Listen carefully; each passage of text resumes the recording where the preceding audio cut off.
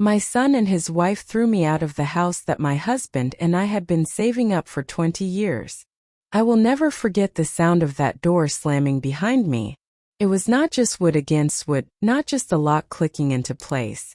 It was the sound of my son cutting me off from the life I had built with his father, the life I had poured 20 years of sacrifice into. My suitcases stood beside me on the porch like old friends who no longer knew what to say. The cool evening air nipped at my cheeks, and I stood there, clutching my cardigan tight, listening to the laughter of my son and his wife echo from inside the home I no longer belonged to. It was the very same home I had chosen curtains for, the one where I baked birthday cakes and mended scraped knees. And now it was a stranger's house. My son's house, as he called it. Not mine.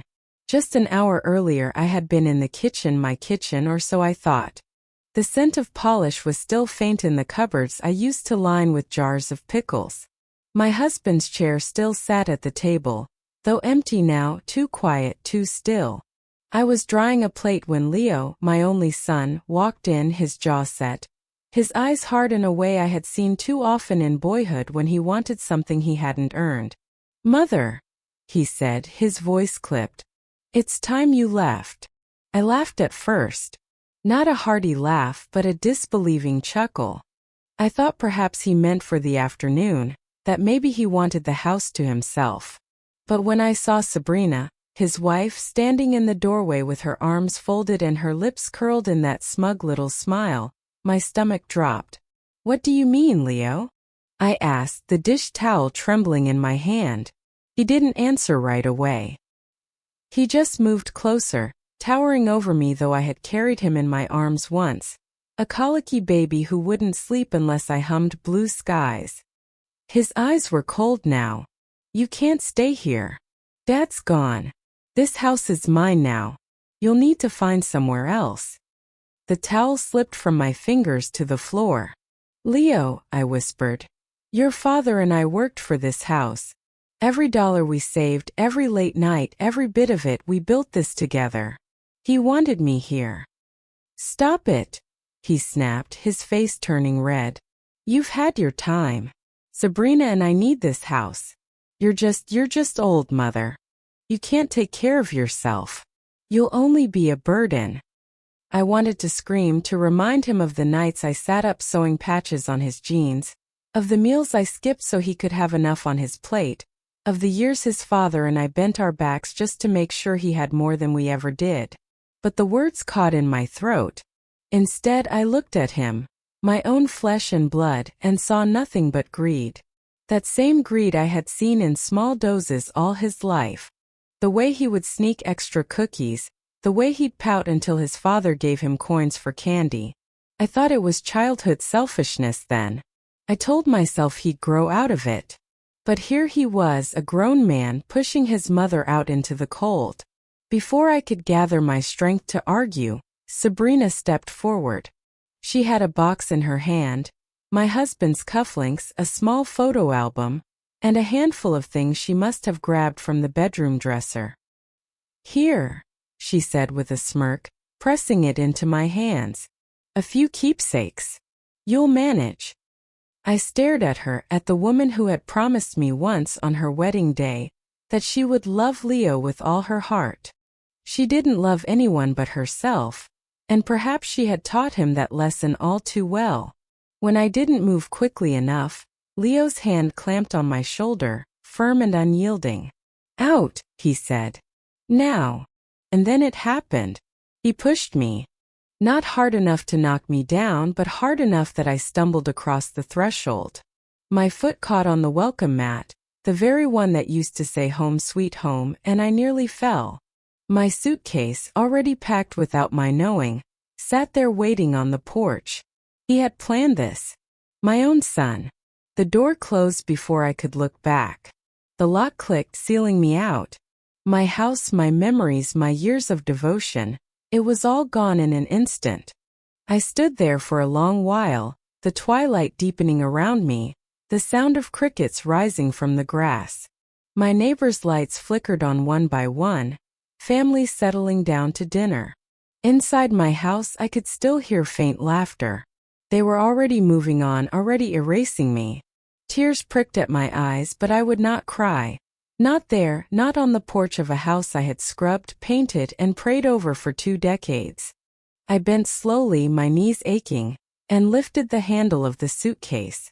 It was heavy, not just with clothes but with the weight of betrayal.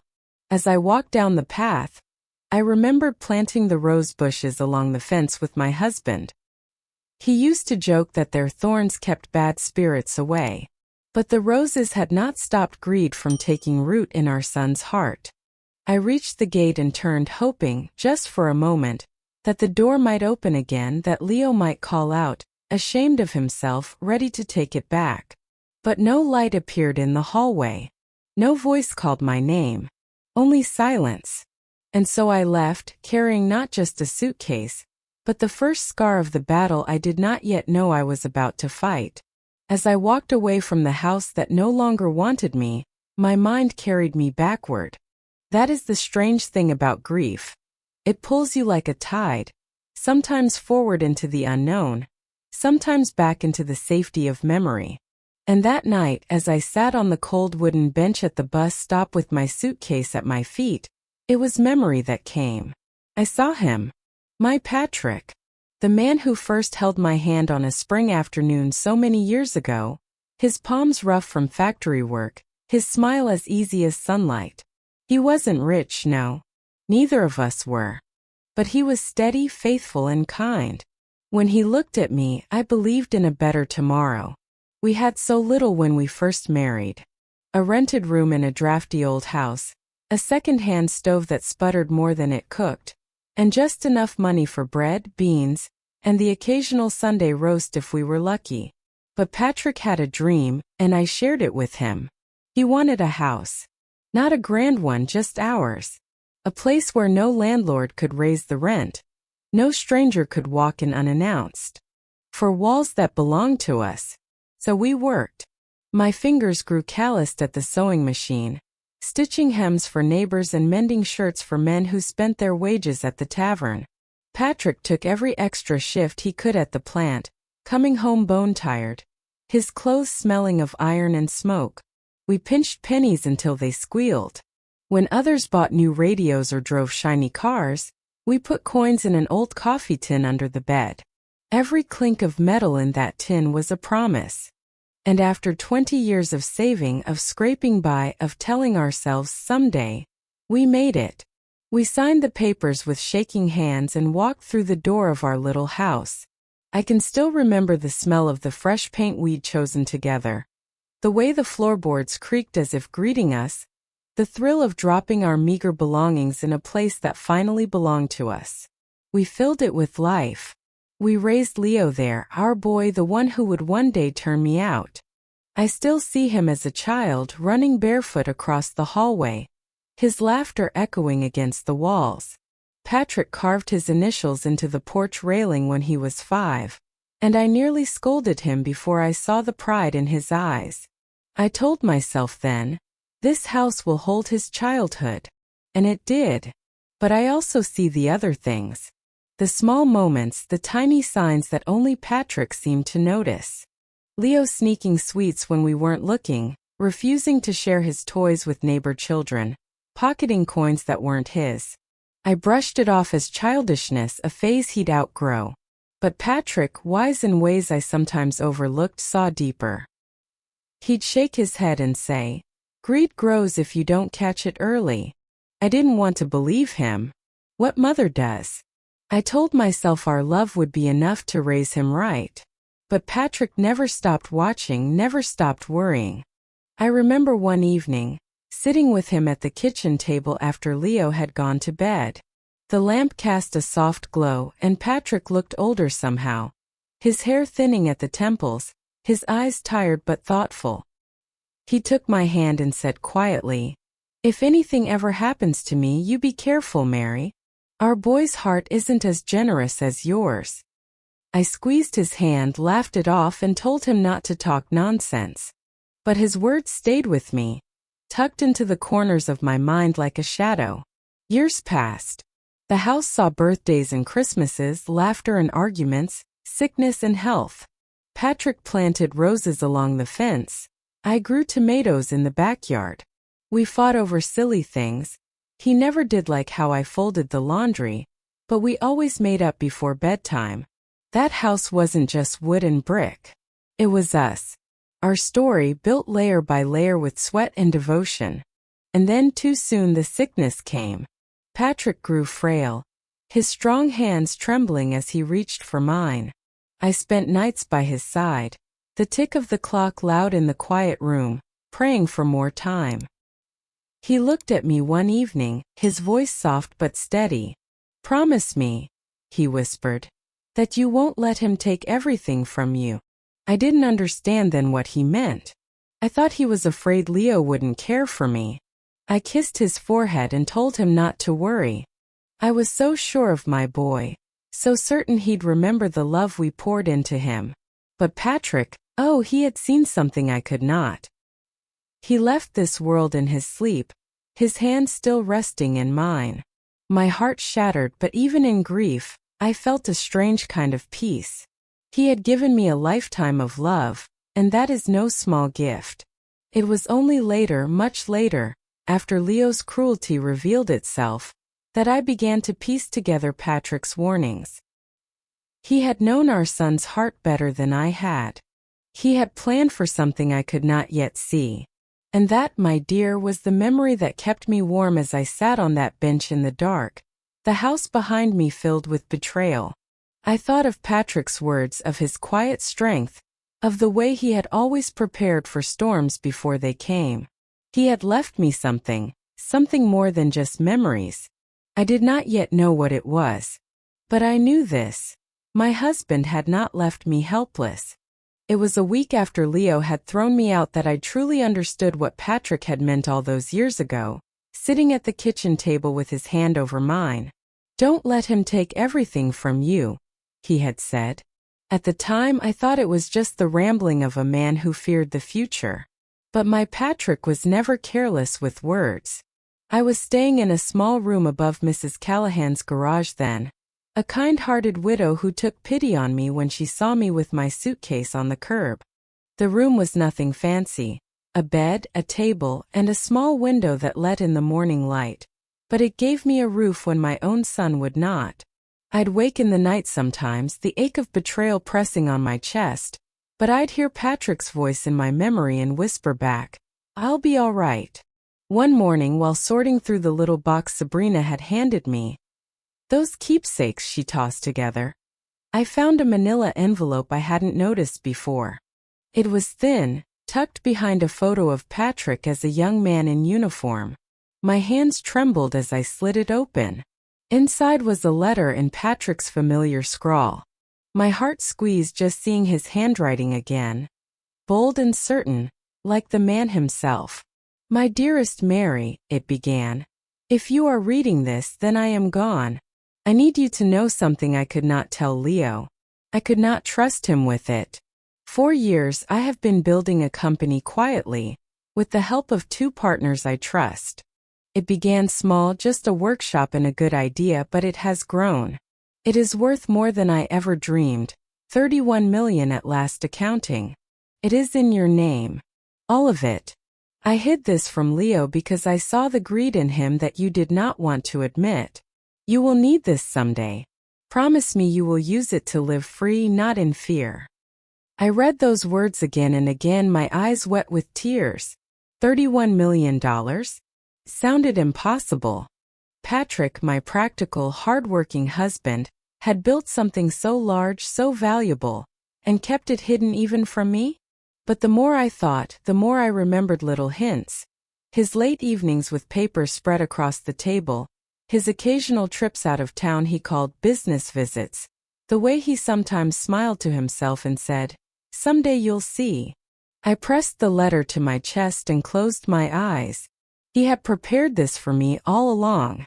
While I worried over Leo's coldness, Patrick had quietly built a fortress of security in my name. He had known somehow that our son would one day turn me out. The envelope also held documents, certificates, contracts, and a set of keys. A note at the bottom said, "The office is on 5th Street. Ask for Mr. Campbell. He will explain everything."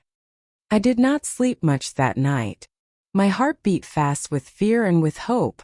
At dawn I dressed in my best coat, the one with the pearl buttons Patrick had bought me years ago, and walked into town. The office building was plain brick, but when I asked for Mr. Campbell, a tall, kind-eyed man appeared almost instantly. "Mrs. Harris," he said warmly, shaking my hand as though he had known me forever. "Patrick told me you might come one day." He sat me down, poured me tea, and began to explain. Patrick and 2 friends from the plant had started a small manufacturing business nearly 20 years ago. While the others retired or sold their shares, Patrick had slowly bought them out, putting everything under my name to keep it safe from Leo's reach. The company had grown steadily, and now, thanks to contracts and investments, it was worth over $30 million. "Your husband wanted to protect you," Mr. Campbell said gently. He knew Leo's character. He told me more than once that if anything happened to him, you would need this to stand on your own 2 feet. I sat there stunned, the tea cooling in my cup, my hands trembling in my lap. 31 million. Not just numbers on a page, but a lifeline. My lifeline. As I left the office, I felt taller somehow.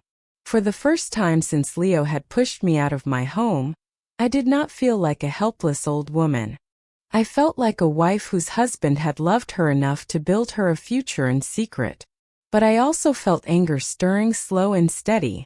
My son had thrown me out of my own house, sneered at me as if I were nothing, while all along he knew nothing of what his father had built. He thought he had erased me with the slam of a door. He thought wrong. That night I sat by the small window in Mrs. Callahan's room, Patrick's letter open on my lap. The streetlight flickered outside, casting shadows across the page. I traced his words with my finger and whispered aloud, "I promise, Patrick. I'll use it. I won't let him take everything from me."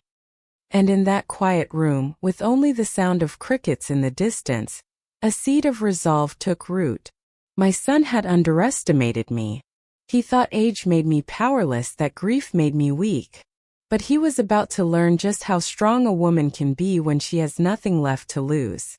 It was late one evening, a week or so after I discovered Patrick's letter, when I heard a soft knock at the little door of the garage room where I was staying.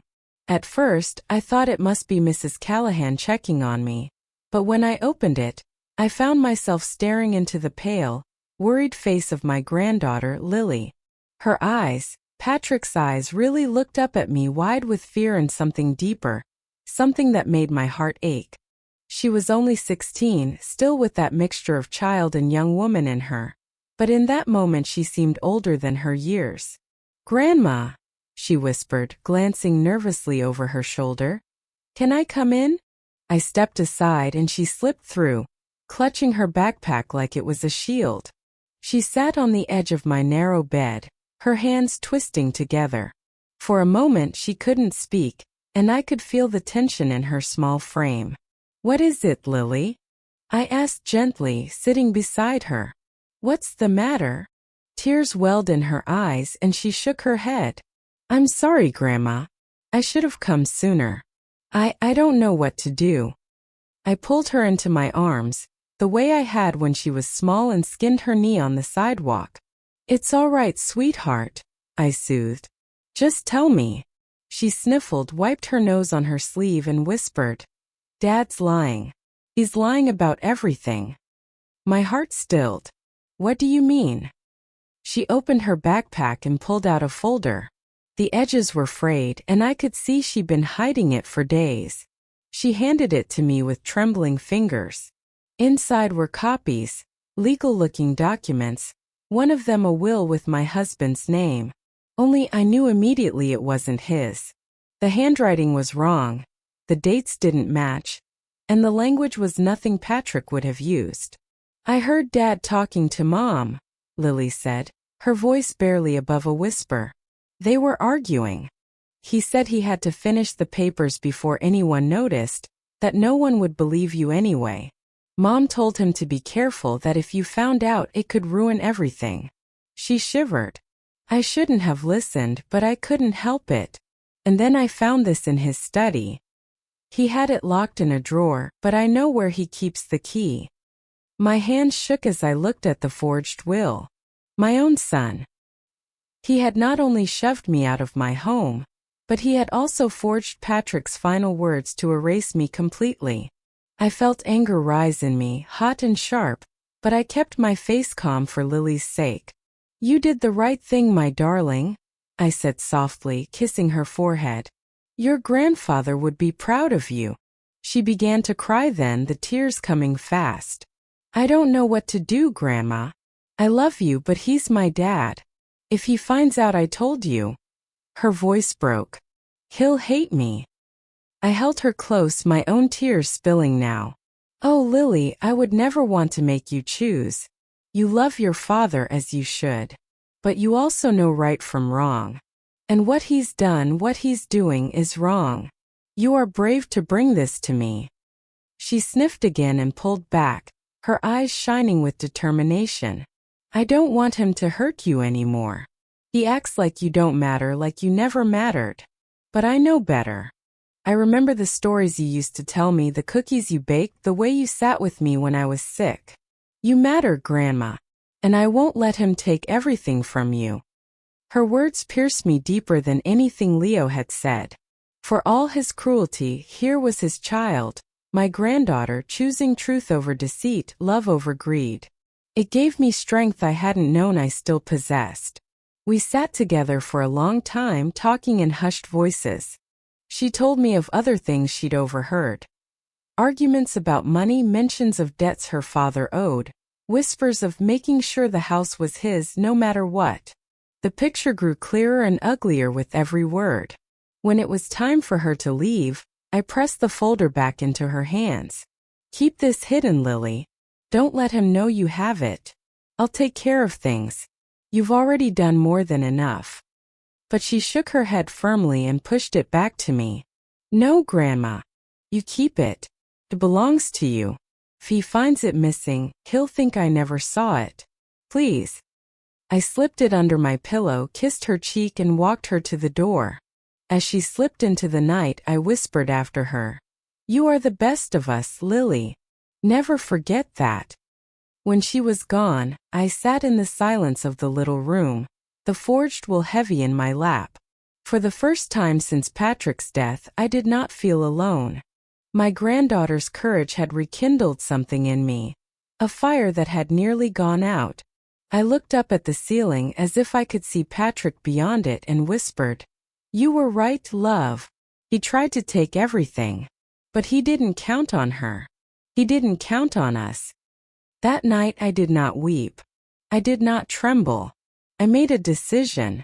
The next step was clear. If Leo wanted to play with lies and papers, I would fight him with truth. And I knew just the kind of man who could help me do it. I didn't sleep much the night Lily slipped that folder into my hands. I kept reading and rereading the forged will under the dim glow of the lamp, my eyes burning but my heart sharpening with every pass. My son had crossed lines no child should ever cross. He had not only thrown me out of my home but tried to erase me from the story of my own life. For years I had been patient with Leo, excusing his selfishness as a flaw of youth, as if time would rub the edges smooth. But time had only sharpened him, made his greed a weapon he now used against me. That night something inside me hardened. Enough tears, I told myself. Enough waiting for fairness to show up at my door. If my son wanted war, then his old mother would give him one. The first step was money. Patrick had seen to that. The next morning I put on my good coat, smoothed down my hair, and walked with steady steps to Mr. Campbell's office. The moment I stepped inside, I felt Patrick's presence with me, as though he was saying, Now, Mary, it's your turn. Mr. Campbell, I said firmly, I need to sell the company. His brows lifted in surprise. All of it? Yes. Every share. I don't want to hold on to it. I want the means to fight back. He studied me for a long moment, then nodded slowly. Patrick always said you had more grit than anyone gave you credit for. We'll get it done. Within weeks, the papers were signed, and the money was in my account. $31 million. The number looked unreal when I first saw it on paper, almost like a misprint. For so many years Patrick and I had counted pennies, saved coffee tins of coins, celebrated when we managed to set aside an extra $10. Now I had a fortune at my fingertips. Not to waste, not to flaunt, but to wield like a shield. And the first thing I did with it was hire a detective. His name was Daniel Price. A man in his late 40s with sharp eyes and a calm voice, the kind of man who could sit in silence for hours and not grow restless. I had met him once before years ago, when he was a young officer helping a neighbor with a burglary case. Even then, I remembered thinking he had the kind of steady gaze that could see through a lie. When I called and explained my situation, he listened without interruption. Then in that measured voice of his, he said, "Mrs. Harris, I believe you. And I'll help you. But you need to understand, going up against family is the hardest fight there is." "I understand," I replied. "But family doesn't give you the right to destroy me." He nodded once, then pulled a small notebook from his pocket. "Then let's start." For the next hour, I poured everything out: Patrick's letter, the hidden company, Lily's late-night visit, and the forged will. He wrote notes quickly, every so often looking up at me with those steady eyes. When I was done, he closed the notebook and leaned back in his chair. "This will take time," he said. "I'll need to watch your son, see how he moves, who he talks to. People like him always leave trails. And if there's a forged will, there may be other things too. Debt, fraud, may be worse. I'll find it. But I'll need your patience." I gave a small smile. Patience I have plenty of. I've had to all these years. That night, back in my little rented room, I felt something I hadn't felt since before Patrick died. Resolve. For so long I had thought myself powerless, a frail old woman discarded by her own blood. But now I knew better. I had the truth. I had the means. And I had someone who would stand beside me in the fight. Still, there were moments of fear. I'd wake in the dark, my heart pounding, thinking of Leo's face when he pushed me out the door. If he could do that to me, what else might he be capable of? But then I'd remember Lily's trembling voice, the courage in her eyes, and Patrick's careful handwriting on that letter. Those memories steadied me like anchors. I began to write in a little journal each morning, something Patrick and I used to do when money was tight. Just small notes of gratitude to keep our spirits up. Only now, I wrote reminders of who I was. You are not weak. You built a life. You raised a child. You buried a husband with dignity. You can do this. And slowly the trembling stopped. One afternoon, Daniel came by with a faint smile. "He's sloppy," he said simply, setting a stack of photos on the table. "Your son's been meeting men he owes money to. Gambling debts, from what I can tell. And he's been using your husband's name to cover his tracks. It won't take long to prove it." I looked at those photos. Leo at shady bars, Leo exchanging envelopes with strangers, and felt a stab of sorrow deep in my chest. This was my child, the boy I once rocked to sleep. Now a man tangled in lies and greed. But sorrow could no longer stop me. I reached across the table, laid my hand on the photos and whispered, "We're going to bring him to justice." The weeks that followed were a strange mixture of calm and storm. Calm on the outside, me sitting in Mrs. Callahan's little room, folding laundry, drinking tea, trying to appear like any other old widow passing her days. But storm on the inside, because Daniel was out there in the shadows, following my son, digging into the lies he had built around himself. Each time Daniel came by with updates, he carried the quiet air of a man who had seen more than most. He didn't waste words, but every detail he shared was like another brick laid on the foundation of justice we were building together. "I've been watching him," Daniel told me one evening as we sat across my small table, the lamplight casting our shadows long against the wall. Your son's routine is predictable. He works at the office during the day, but most nights he goes out. Not to respectable places. Cards, dice, men with hungry eyes. He owes more than he can pay, and he's desperate. I felt my stomach tighten. Gambling.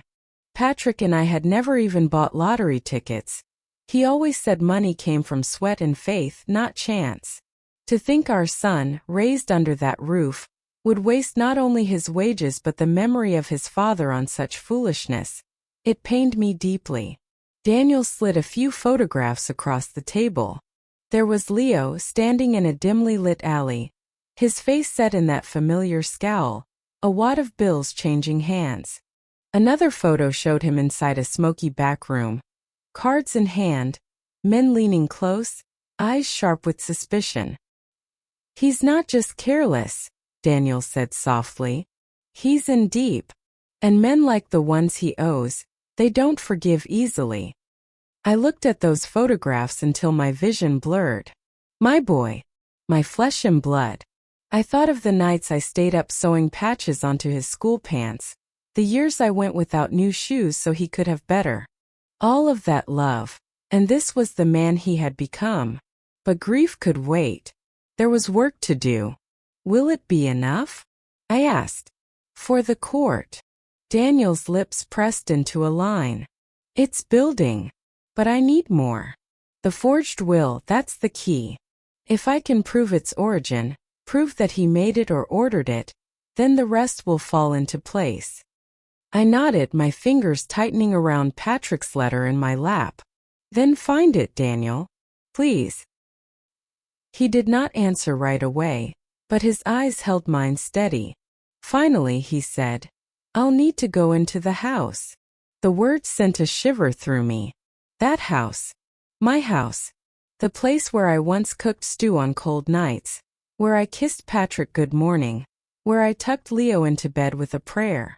Now it was hostile ground, enemy territory. Is it dangerous? I asked, though I already knew the answer. He gave a half smile. That depends on how careful I am. Don't worry, I've done worse. So I waited. For days I lived as though nothing had changed, but inside every nerve was taut. Each creak outside the window at night made me think Daniel was moving through the dark, slipping into the place I once called home. At last he returned. It was late, near midnight, when I heard the knock. My heart leapt and I hurried to the door. Daniel stepped inside, dust on his coat, his hair mussed from the night air. In his hand was a small leather-bound notebook.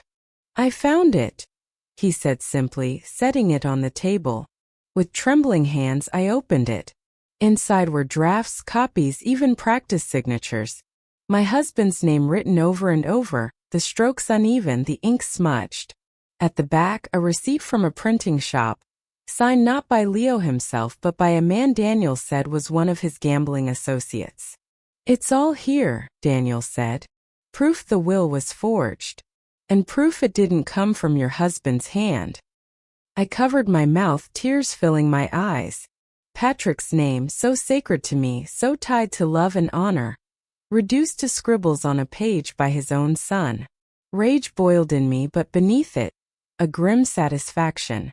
At last, the truth was no longer just in my heart. It was in my hands. There's more, Daniel added. He opened another envelope. Bank records. He's been siphoning money from accounts that weren't his to touch. Your accounts. Patrick's accounts. He thinks he's clever, but the trail is clear. He's been stealing from you for years. I sat back, my body heavy with the weight of it. My son wasn't just greedy. He was a thief, a liar, a criminal. For a long while we sat in silence, the papers spread between us. Finally, I drew in a shaky breath and whispered, Patrick was right. He saw it long ago. Daniel nodded. And now the world will see it too.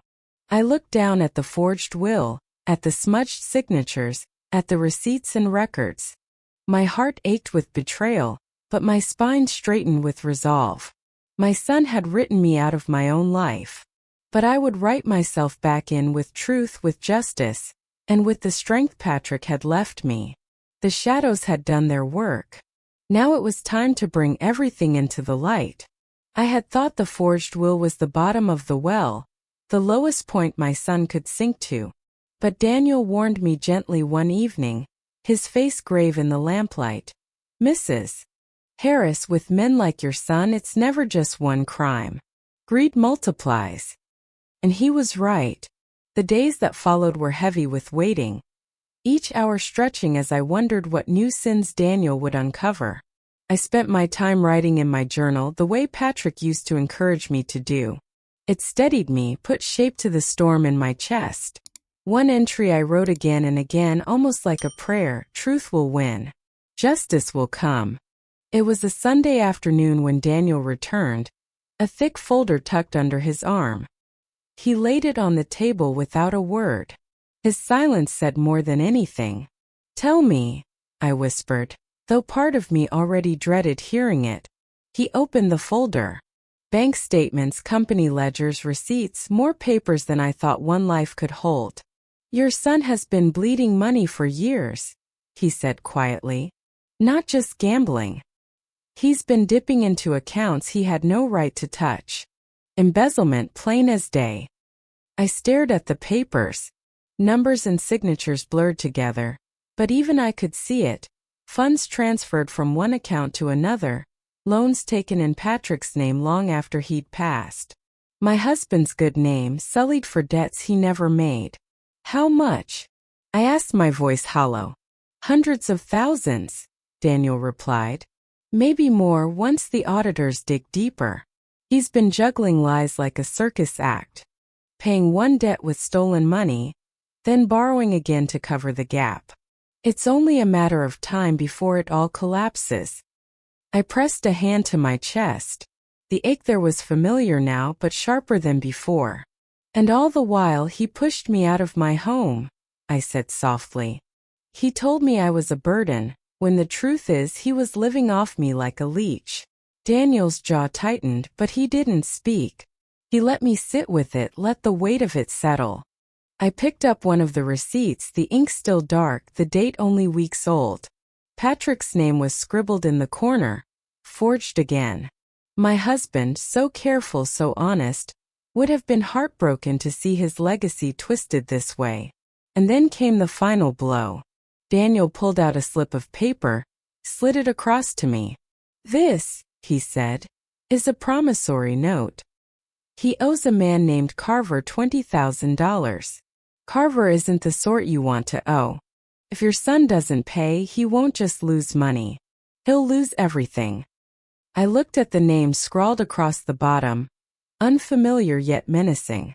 My son had not only betrayed his family, he had tied himself to men who lived in shadows darker than Daniel's. For a moment I felt pity. Strange, isn't it? Even after everything, after the shoving, the door slammed in my face, the lies and theft, I still saw the boy who once clutched my skirts in fear of thunderstorms. I wanted to shake him, to ask, "Why, Leo? Why did you choose this path?" But pity could not erase truth. And truth was staring at me in black ink. Daniel's voice broke through my thoughts. "We have everything we need now. The forged will, the embezzlement, the debts. It paints a picture no judge can ignore." I nodded slowly, my fingers tracing the edge of the papers. "It paints a picture of a man who forgot his own mother," I murmured. That night I sat by the little window of my rented room, the street lamp glowing against the glass. I imagined the sea, though I had not yet seen it in years, the steady, endless waves that cared nothing for lies or greed. Patrick had always loved the ocean. He said it washed everything clean.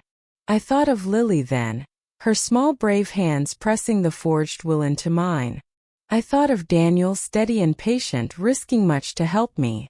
And I thought of Patrick, his quiet foresight, his careful love. Leo thought he had stripped me bare, left me powerless. But what he never understood was that power does not always roar. Sometimes it waits. Sometimes it gathers in silence, like a storm on the horizon. I whispered into the stillness. Patrick, we're nearly there. The truth is coming. When I closed my eyes, I could almost feel his hand in mine, steady as ever, guiding me forward. The morning of the hearing, I woke before dawn. The air was cool, and the little room above Mrs. Callahan's garage seemed almost too quiet. I dressed carefully, choosing my navy dress, the one Patrick always said made me look sturdy but kind. I pinned my hair back, slipped on my pearls, and looked in the mirror for a long while. I did not see an old woman abandoned. I saw a wife, a mother, a fighter. Daniel met me outside the courthouse.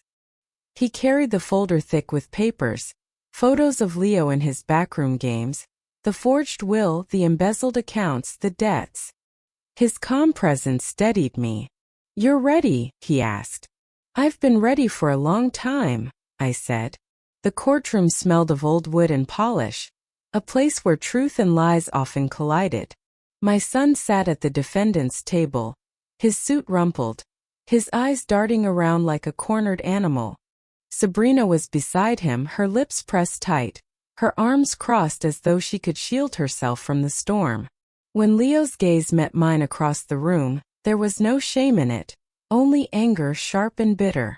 My heart clenched, but I held his eyes steady. He needed to see that I would not break. The judge entered, a stern man with graying hair, his gavel sharp against the desk. The trial began. First came the forged will. Daniel presented the notebook he had retrieved from my house, the drafts of Patrick's signature, the receipt from the printing shop. The judge studied them carefully, his brow furrowed. "This is not the hand of a man who wrote his own will," he said flatly. Leo's lawyer objected, claimed it was circumstantial. But Daniel, calm as ever, countered with evidence. The bank slips, the handwriting comparisons, even testimony from the shopkeeper who had unknowingly helped produce the false document. Then came the money. The ledgers, the stolen funds, the loans taken in Patrick's name. Daniel's voice did not rise, but every word struck like a hammer. "Your Honor, this is not only fraud. It is theft sustained over years against his own family." Leo squirmed in his chair, tugging at his collar, his face growing red. At one point he even shouted, "She's lying. She's making this up to ruin me." The judge silenced him with a glare. "Enough, Mr. Harris. Sit down." And then came the part one both dreaded and longed for. Lily's testimony. She entered the courtroom with her shoulders squared, though her hands trembled slightly as she held them together. When she looked at me, I gave her the smallest nod. She nodded back, then faced the judge. In a voice steadier than I expected, she told the truth. How she overheard her parents whispering about finishing the papers. How she found the forged will hidden in her father's drawer. How she had seen him arguing with strangers, envelopes of money changing hands. At one point her voice wavered. "I love my dad," she said, her eyes brimming with tears. "But what he's doing isn't right. My grandma doesn't deserve this. Grandpa wouldn't have wanted this." The room was silent. Even the judge softened for a moment, his gaze resting on her with a quiet weight. Leo, red-faced, slammed his hand on the table. "Lily, how dare you?" But before he could finish, the judge's gavel came down. "Mr. Harris, one more outburst, and you'll be held in contempt." Sabrina leaned away from him then, her arms still crossed, her eyes cold. Even she, it seemed, had tired of his spiraling rage. When Lily stepped down from the stand, she glanced back at me. I mouthed, "I'm proud of you."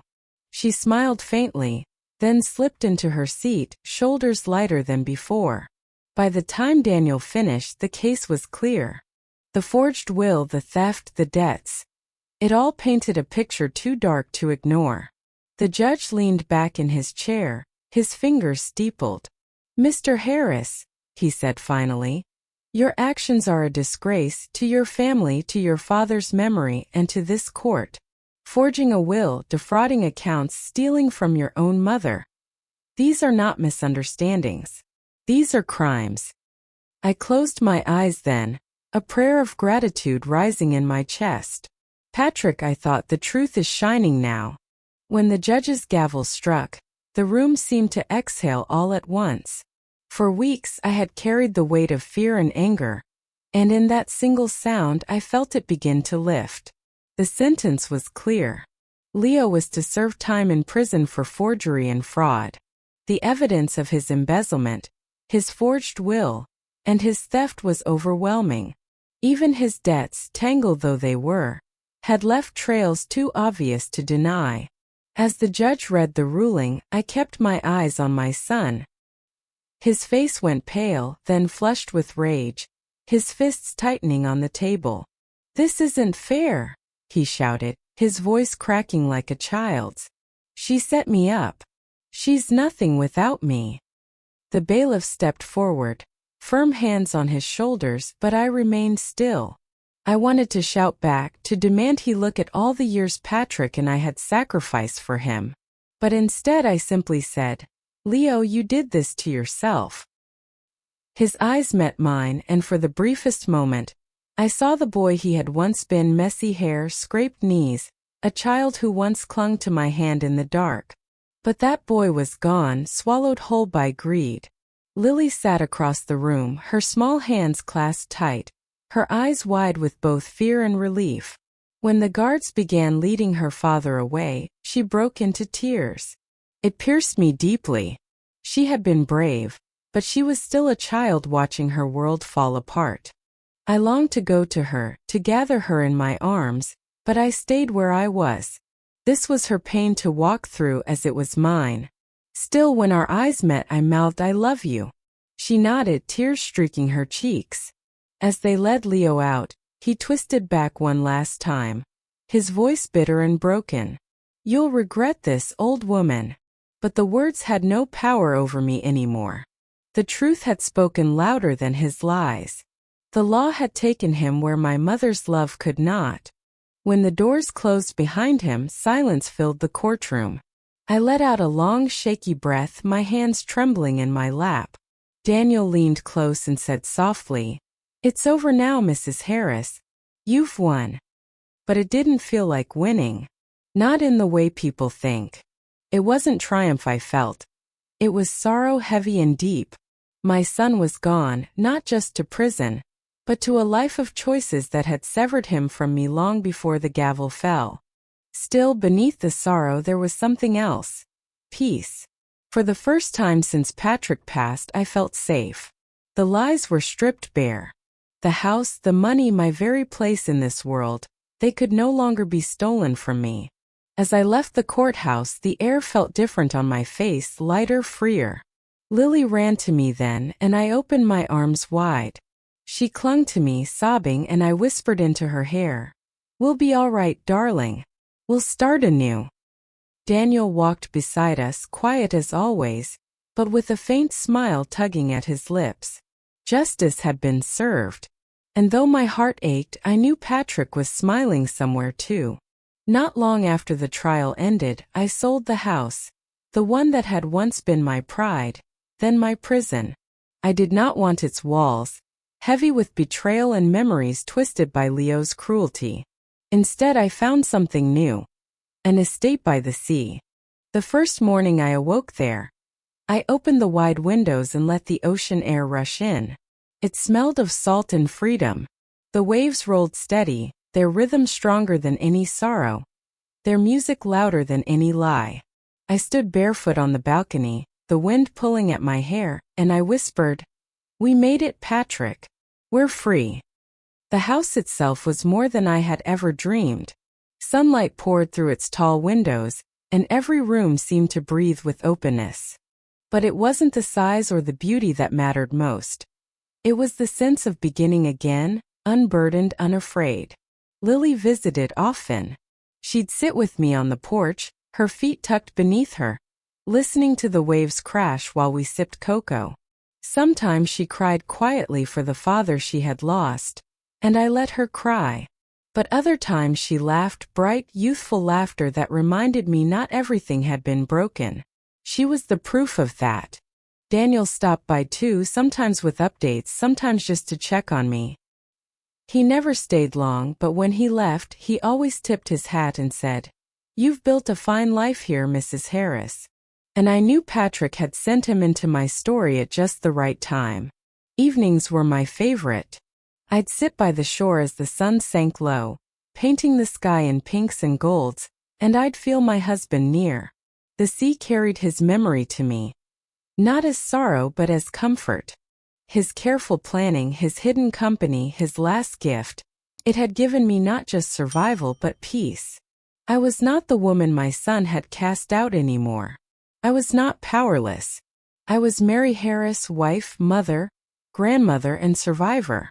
And as the tide washed the shore clean each day, I knew the same had happened in my soul. At last I was home.